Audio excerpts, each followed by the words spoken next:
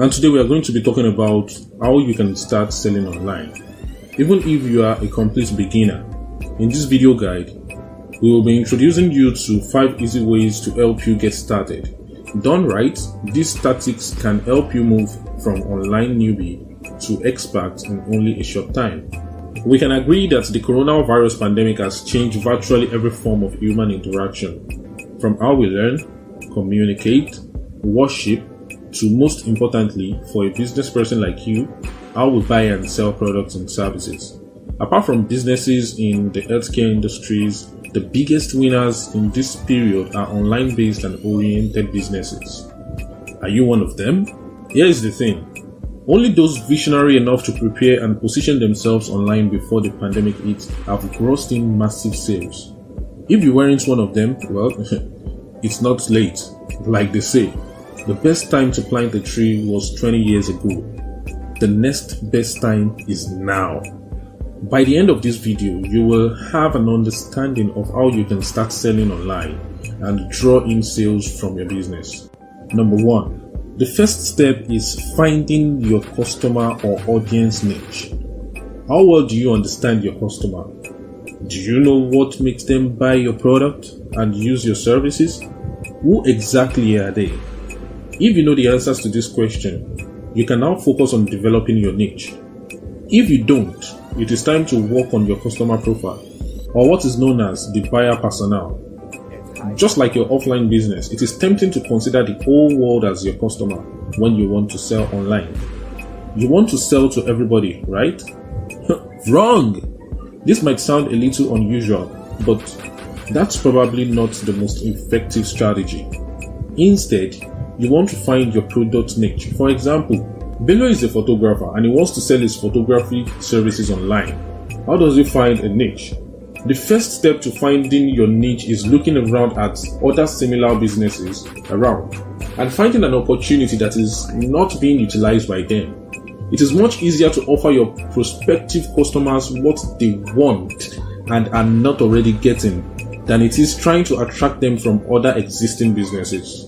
In our photography example, Bello can look around and observe that other photographers are taking pictures of young hip teenagers, birthday shots on social media, as slay queens, and all others. How about adults, married people? Are they being left out? He can perhaps fill in the gap in the market by becoming a wedding photographer. That way, he doesn't have to struggle for clients.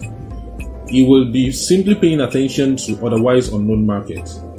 This is where your customer profile can come in. Bello needs to know everything about the people in that niche so that he can draw them in. He needs to understand what motivates them, what will get them in the door, what they need from him as a business, and more. Creating this profile will also help him decide if that niche is actually a good fit. That information combines to form your customer profile, an image of your ideal customer that you can use to target your market efforts. After you have discovered the audience you want to target for your sales online, the next thing to focus on is how fit your solutions are for their needs, tailoring your products or services to cater for what they need. As a photographer, can Bello truly take stunning and absolutely awesome wedding photographs with selling online? The first impression is everything. Trust is a hard currency here, hard to earn and extremely easy to lose. If you don't tailor your solution for the customer, your competitions will. You need to work to maintain your brand integrity if you want to stay in business. Customer will like what you do, will tell their friends about you. You will get referrals and your business will grow. Step 3. Now that you know your audience, niche, and you are certain that your product or service can cater for the customer's need, the next step is to identify the platform your customers will find you online. There are a lot of channels you can utilize to get started online.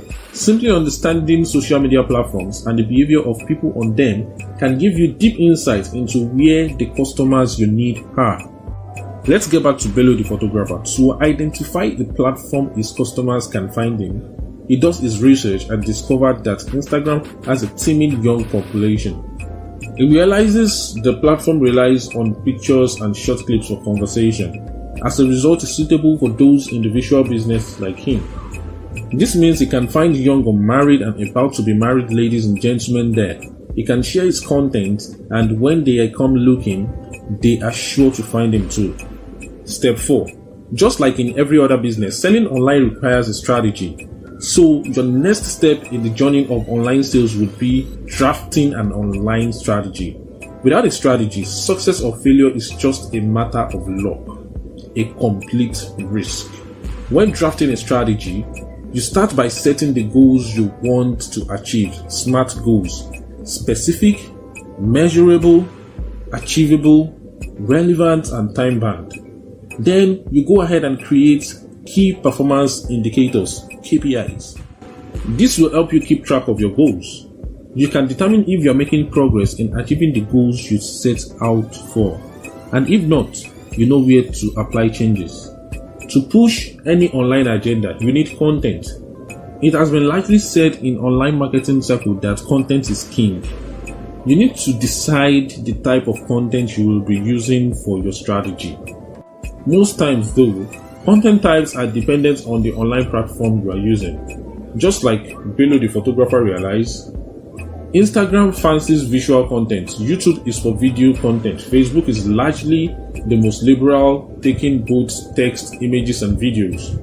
You have to select the content type for use on your platform and then create a content calendar. A calendar will help you plan, organize and schedule your content. That way, you don't have to wake up one morning and not know what to share on your channel. Step 5. The end goal of every business venture is to make sales and profit. So of course, choosing a payment plan has to appear on the list. The most common payment method for online sales are debit card, bank transfers, and digital wallets. Please note, in choosing your payment method, you have to consider your customers by making sure these methods are reliable and risk-free. At this point, all you do is to turn up every day, stay consistent, and be in their faces all the time. Alright, thank you very much. Watch out for more informative content on how you can improve your business. See you next time.